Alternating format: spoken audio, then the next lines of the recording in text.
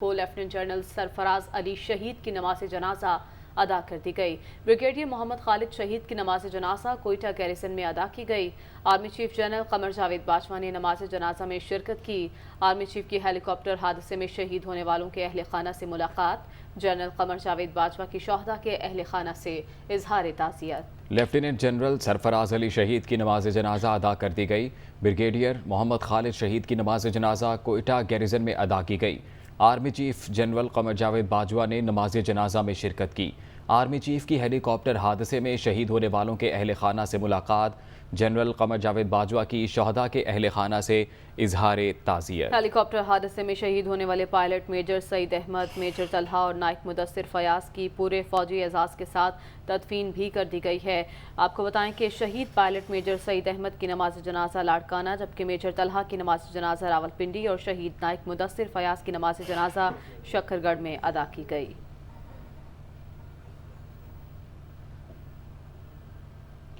اور اب آپ کو بتائیں کہ ہیلی کاپٹر حادثے میں شہید ہونے والے پائلٹ میجر سعید احمد، میجر طلحہ اور نائک مدثر فیاض کی پورے فوجی اعزاز کے ساتھ تدفین کر دی گئی۔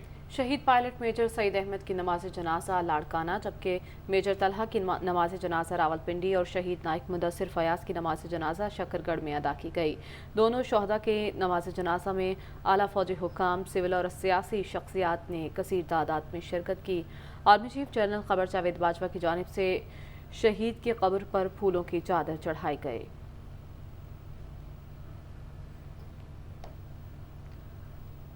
اور اب آپ کو بتائیں کہ انٹر بینک میں ڈالر کی قدر میں بڑی کمی دیکھنے میں آئی ہے۔ انٹر بینک میں ڈالر کی قیمت میں 10 روپے 38 پیسے کمی ریکارڈ کی گئی۔ انٹر بینک میں ڈالر کی قیمت 228 روپے کی سطح پر آ گئی ہے، جبکہ اوپن مارکیٹ میں بھی ڈالر 12 روپے کم ہوا 229 روپے پر فروخت ہو رہا ہے۔ انٹر بینک میں ڈالر کی قدر میں بڑی کمی۔ انٹر بینک میں ڈالر کی قیمت میں 10 روپے 38 پیسے کی کمی ریکارڈ کی گئی ہے۔ مزید تفصیلات جانیں گے، طارق غوری ہمارے ساتھ موجود ہیں۔ طارق غوری، کہیے گا اس حوالے سے کہ ایسی کیا وجہ بنی کہ روپے کی جو پوزیشن ہے وہ اب مستحکم ہوتی نظر آتی ہے؟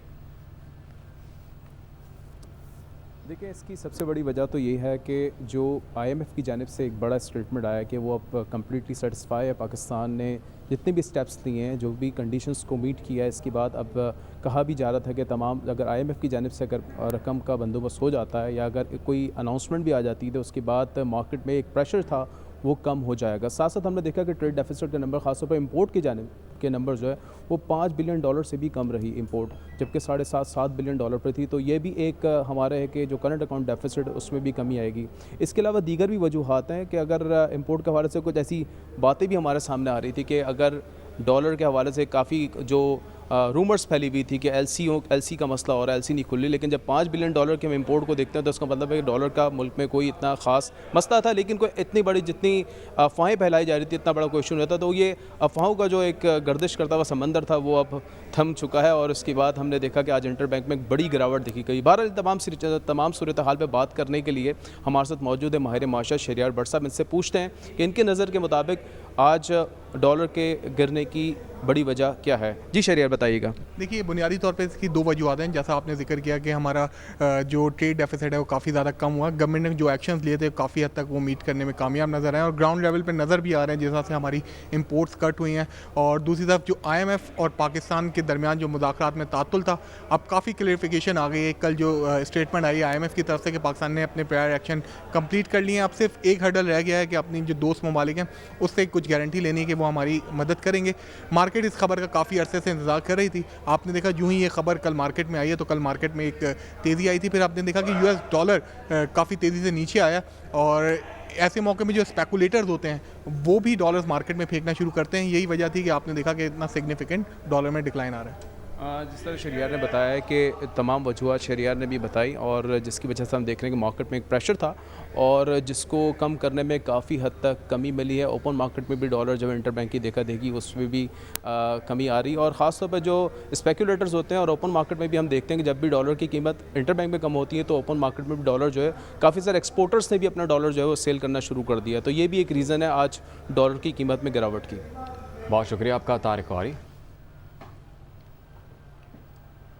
وزیراعظم ہاؤس میں پی ڈی ایم اور اتحادی جماعتوں کا سربراہی اجلاس۔ وزیراعظم شہباز شریف اور پی ڈی ایم سربراہ فضل الرحمان بھی اجلاس میں شریک۔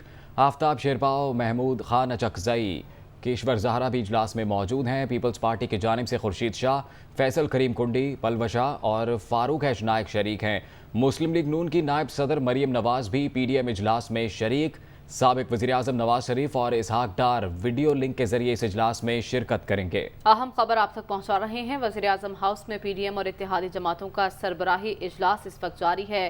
وزیراعظم شہباز شریف اور پی ڈی ایم سربراہ فضل الرحمان بھی اجلاس میں شریک ہیں، جبکہ پیپلز پارٹی کی جانب سے خورشید شاہ، فیصل کریم کنڈی، پلوشا اور فاروق ایچ نائک بھی شریک ہیں۔ مزید تفصیلات جان لیتے ہیں۔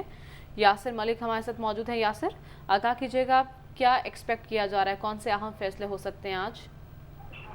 جی بالکل، پاکستان ڈیموکریٹک موومنٹ اور اتحادی جماعتوں کا سربراہی اجلاس جو ہے وہ اس وقت وزیر اعظم ہاؤس میں شروع ہو چکا ہے، اور اس اجلاس میں وزیر اعظم شہباز شریف، مولانا فضل الرحمان، آفتاب شیرپاؤ، محمود خان اچکزئی، کیشور زہرا اور پیپلز پارٹی کے خورشید شاہ، فیصل کریم کنڈی، پلوش بیرام اور فاروق ایچ نائک جو ہیں وہ شریک ہیں، جبکہ مسلم لیگ نون کی نائب صدر مریم نواز بھی اس اجلاس میں شریک ہیں۔ مریم اورنگزیب، اعظم نذیر تارڑ، رانا تنویر اور سابق وزیر اعظم نواز شریف لندن سے اور اسحاق ڈار ویڈیو لنک کے ذریعے اس اجلاس میں شریک ہیں۔ اعظم نذیر تارڑ جو کہ وفاقی وزیر قانون ہیں، ان کی جانب سے بریفنگ دی جا رہی ہے جو ممنوعہ فنڈنگ کیس کا پاکستان تحریک انصاف کا جو فیصلہ آیا ہے اس کے اوپر، اور اب آگے کیا حکمت عملی اپنائی جائے گی، کیا کارروائی کی جائے گی اور کس طرح سے آگے چلنا ہے۔ جو آج قانونی ٹیم کی وزراء کے ساتھ مشاورت ہوئی اور جو وزیر اعظم شہباز شریف کی زیر صدارت قانونی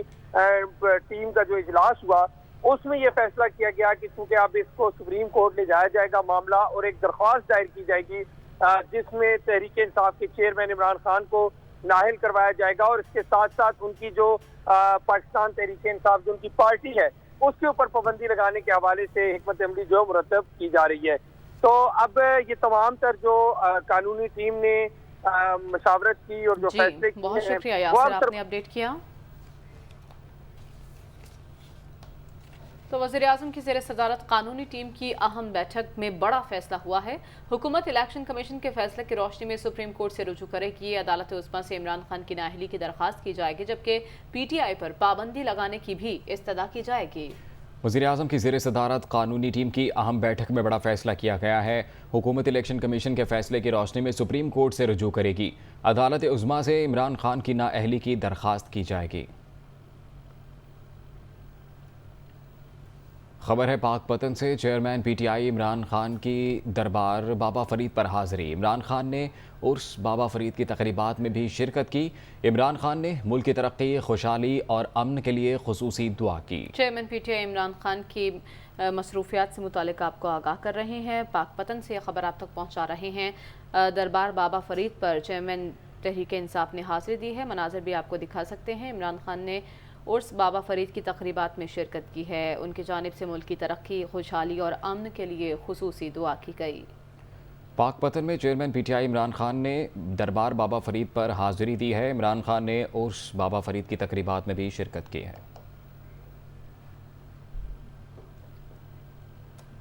اور چیئرمین پاکستان پیپلز پارٹی بلاول بھٹو زرداری کا کہنا ہے کہ الیکشن کمیشن کے فیصلے کے بعد عمران خان ملکی تاریخ کے سب سے بڑے چور ثابت ہو چکے ہیں۔ اپنے بیان میں بلاول بھٹو زرداری کا مزید کہنا ہے کہ کرپشن کے خلاف عمران خان کا بیانیہ جھوٹا نکلا۔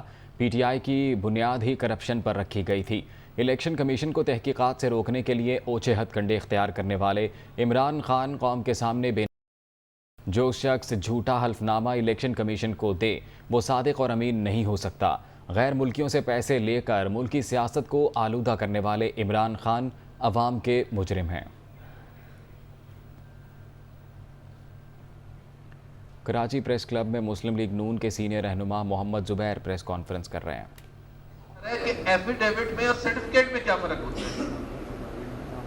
ایفیڈیوٹ میں اور سرٹیفکیٹ میں فرق بتایا جا رہا ہے کہ جس پر عمران خان نے سائن کیا وہ ایفیڈیوٹ نہیں ہے، وہ سرٹیفکیٹ ہے۔ لیکن یہ کسی لیڈر نے نہیں کہا کہ وہ جھوٹ نہیں بول رہے تھے، یہ نہیں کہا کہ جھوٹ نہیں بول رہے تھے، کہہ رہے ہاں جھوٹ تو بولا تھا لیکن سرٹیفکیٹ پر بولا تھا۔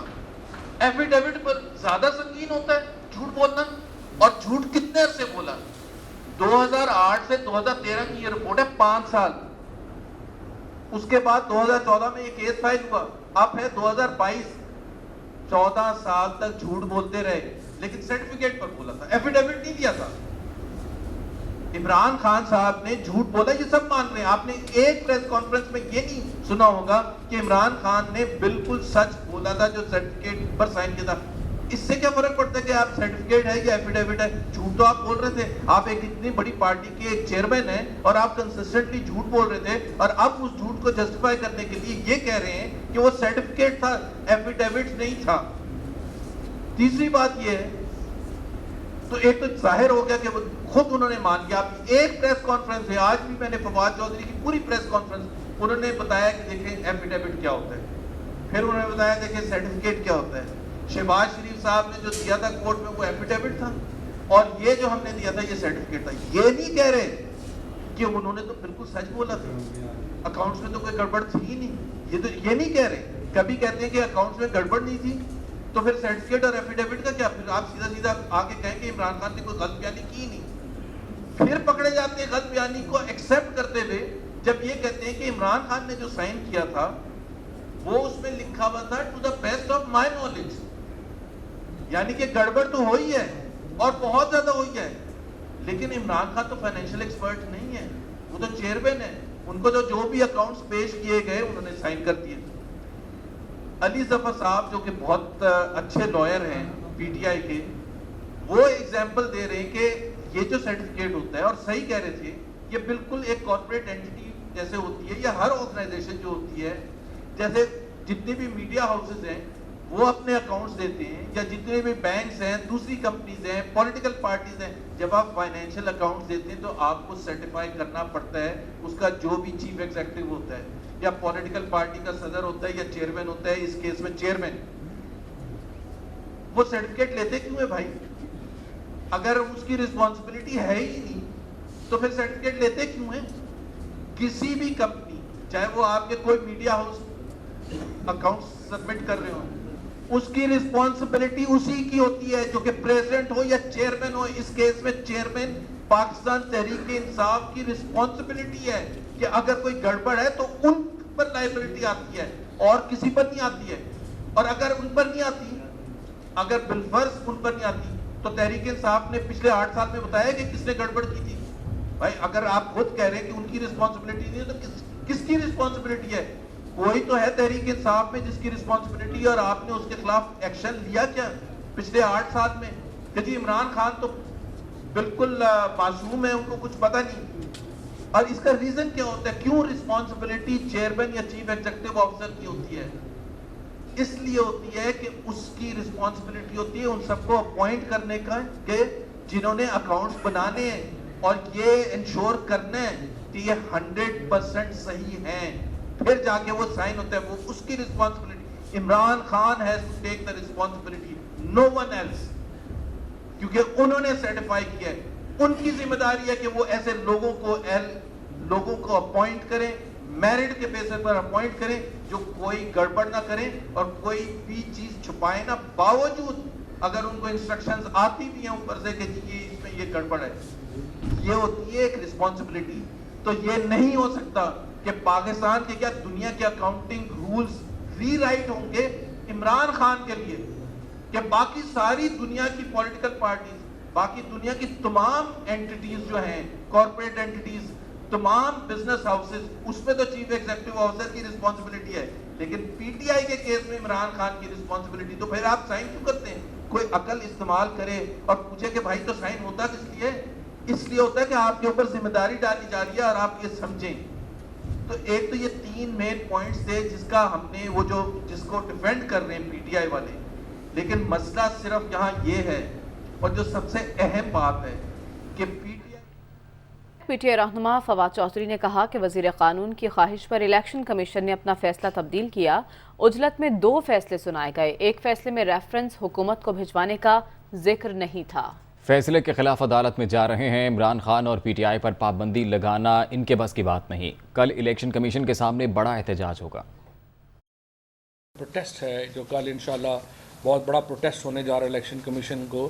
اس سے ان کو جو ہے وہ پریشانی لاحق ہو گئی, لہٰذا انہوں نے اجلت میں فیصلہ سنایا اور فیصلے بھی 2 سنا دیے. اس میں آخری لائن یعنی ریفرنس گورنمنٹ کو بھجوائے جانے کا ذکر نہیں تھا. نہ صرف یہ کہ الیکشن کمیشن جو ہے اس کے خلاف ہم اپیل میں بھی جائیں گے، بلکہ ہم تادیبی کارروائی کے لیے بھی کہیں گے. اپنی حیثیت کے مطابق بات کریں، جو آپ کا قد ہے اس کے مطابق بات کریں. عمران خان اور تحریک انصاف کے اوپر پابندی لگانا جو ہے وہ آپ کے بس میں نہیں ہے.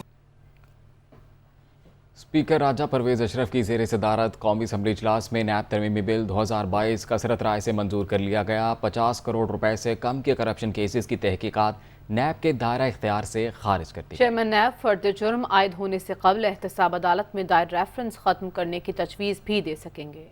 قومی اسمبلی اجلاس میں نیب ترمیمی بل 2022 کثرت رائے سے منظور. نیب 50 کروڑ روپے سے کم کے کرپشن کیسز کی تحقیقات نہیں کر سکے گا. احتساب عدالت کے ججوں کی تقرری کا اختیار صدر مملکت سے واپس لے کر وفاقی حکومت کے سپرد. ترمیمی بل کے ذریعے نیب قانون کی سیکشن 16 اور 19E میں بھی ترمیم کی گئی ہیں. پروسیکیوٹر جنرل نیب کی مدت ملازمت میں 3 سالہ توسیع کی جا سکے گی. ملزم کے خلاف اسی علاقے کی احتساب عدالت میں مقدمہ چلایا جائے گا جہاں جرم کا ارتکاب ہوا ہو. ہائی کورٹ کی مدد سے ملزم کی نگرانی کی اجازت دینے کا نیب اختیار بھی ختم کر دیا گیا ہے، جبکہ نیب تحقیقات کے لیے کسی سرکاری ایجنسی سے مدد نہیں لے سکے گا. ملزم کو الزامات سے آگاہ کرنا ہوگا تاکہ وہ اپنا دفاع کر سکے. نیب قانون کے سیکشن 31B میں بھی ترمیم کی گئی ہیں. چیئرمین نیب فرد جرم عائد ہونے سے قبل احتساب عدالت میں دائر ریفرنس ختم کرنے کی تجویز دے سکیں گے.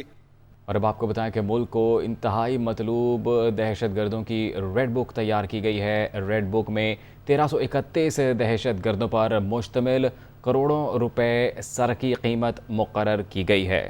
دنیا نیوز نے نئی ریڈ بک کی تفصیلات حاصل کر لی. خیبر پختونخوا پولیس کو سب سے زیادہ 850 دہشت گرد مطلوب ہیں، جبکہ دوسرے نمبر پر سندھ کو 138، بلوچستان کو 127، پنجاب کو 118 دہشت گرد مطلوب ہیں. مزید تفصیلات جان لیتے ہیں. قمر منور ہمارے ساتھ موجود ہیں. قمر، آگاہ کیجیے گا. جی، وفاقی تحقیقاتی ادارے نے تمام صوبائی حکومتوں کے ساتھ مل کے ایک ریڈ بک جو ہے وہ تیار کی ہے، جس میں تمام مطلوب دہشت گردوں کے نام جو ہیں وہ شامل کیے گئے ہیں اور ان کے سر کی قیمت جو ہے وہ بھی مختص کی گئی ہے. ملک کے سب سے بڑے صوبے پنجاب کو 118 دہشت گرد مطلوب ہیں، جبکہ بلوچستان پولیس کو 127، سندھ کو 138 اور اسلام آباد جو ہے اس میں 33 دہشت گرد جو ایسے ہیں جو انتہائی مطلوب کی فہرست میں آتے ہیں. اور ان مطلوب جو لوگ ہیں ان کی ریڈ لسٹ تیار کرنے کے بعد اب ان کے خلاف جو ہے وہ دوبارہ سے اثر نو کارروائی جو ہے وہ شروع کی جا رہی ہے. دہشت گرد انعام اللہ اور نعمت اللہ کے سر کی قیمت 40 لاکھ رکھی گئی ہے، جبکہ مطلوبہ دہشت گردوں میں TTP کے کمانڈر مولانا صدر حیات کی قیمت جو ہے وہ 80 لاکھ مقرر کی گئی ہے. دہشت گرد ضیاء اللہ خان اور محمد سعید کی سر کی قیمت جو ہے 30 لاکھ مقرر کر دی گئی ہے. بہت شکریہ قمر، آپ نے اپڈیٹ کیا.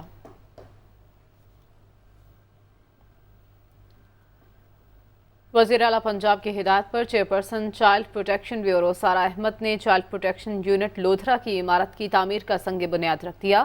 لودھرا میں چائلڈ پروٹیکشن یونٹ قائم کیا جا رہا ہے. چیئرپرسن کا گفتگو کرتے ہوئے ایسا بتانا تھا. انہوں نے یہ بھی کہا کہ چائلڈ پروٹیکشن یونٹ لودھرا میں بچوں کو رہائشی سہولیات فراہم کی جائیں گی. عمارت 33 ملین روپے کی لاگت سے 2 سال میں تعمیر ہوگی. چائلڈ پروٹیکشن بیورو کا دائرہ کار بہت جلد دیگر اضلاع میں پھیلایا جائے گا. مزید تفصیلات جانیں گے. زنیرہ الیاس ہمارے ساتھ موجود ہیں. زنیرہ، بتائیے گا. جب بالکل دیکھا جائے تو چائلڈ پروٹیکشن بیورو یونٹ کو مزید وسیع کیا گیا ہے اور لودھران میں بھی جو آج عمارت کی سنگ بنیاد رکھ دی گئی ہے. وزیر اعلیٰ پنجاب چودھری پرویز الہی کی جو ہدایات پر یہ یونٹ کے لیے آج جو ہے سنگ بنیاد رکھی گئی ہے. اس موقع پر ڈپٹی کمشنر بھی موجود ہے، جبکہ DPO لودھران بھی وہاں پر موجود رہے. اور اس پر چیئرپرسن چائلڈ پروٹیکشن بیورو کا کہنا تھا کہ جی بچوں کو سہولت دینے کے لیے چائلڈ پروٹیکشن بیورو بالکل اہم اقدام کرتے ہوئے دکھائی دے رہا ہے. اور اب جو ہے 33 ملین کی لاگت سے 2 سال میں یہ جو بلڈنگ ہے تعمیر کی جائے گی، تاکہ وہاں پر جو ریسکیو کیے گئے بچے ہوں گے ان کو وہیں پر پلیس کیا جائے گا اور ان کی جو ہے کاؤنسلنگ کی جائے گی تاکہ وہ دوبارہ سے سڑکوں پر آ کے بیکاری نہ بنے. تو اس طرح سے پنجاب کا جو ایک مین جو پہلے بلڈنگ کہا جا سکتا تھا وہ لاہور میں تھی اور جتنے بھی بچے ریسکیو کیے جا رہے ہوتے تھے ان کو وہاں پر لایا جاتا تھا. لیکن اب جو ہے مختلف اضلاع میں اس طرح کے یونٹس بنا دیے گئے ہیں تاکہ بچوں کو رہنے کی اچھی فیسلٹیز بھی دی جائیں اور ان کو پراپر کاؤنسل کے بعد جو ہے دوبارہ سے وہاں سے چھوڑا جائے. لاہور کے مختلف علاقوں میں ایک بار پھر بادل برس پڑے. گرمی کی شدت کچھ کم ہو گئی ہے، تاہم شہر میں حبس کی کیفیت برقرار ہے. آسمان پر چھائے بادلوں نے سورج کو اپنی لپیٹ میں لیا اور پھر برس پڑے. کینال روڈ، एबिट रोड, जौहर टाउन और हरबंसपुरा समेत मुख्तलिफ इलाकों में कहीं हल्की और कहीं तेज़ बारिश हुई, जबकि महकमे मौसमियात के मुताबिक आज मज़ीद बारिश मुतवक्के है। जो मुल्क की नौइयत की होगी मौसम का हाल बताने वालों के मुताबिक जुमेरात को भी शहर में हल्की बारिश का इम्कान है। महकमे मौसमियात के मुताबिक गुजरांवाला, साहिवाल, सरगोदा, फैसलाबाद, मुल्तान, डीजी खान भक्कर, मियांवाली और मंडी बहाउद्दीन में तेज़ हवाओं और गरज चमक के साथ आज बारिश का इम्कान है।